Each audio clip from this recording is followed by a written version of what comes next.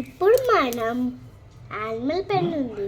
Animal pen ఉంటే మనం fix చేయడం చేయొచ్చు. నువ్వే పట్టుకో బావా.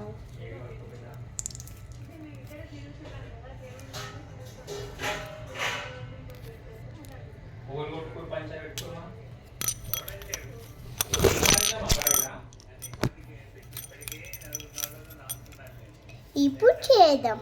అన్నీ తీసినాం కదా, ఫస్ట్ స్మాల్ వన్ తీసుకొని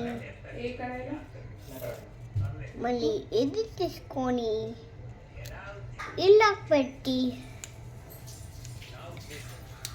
ఇలా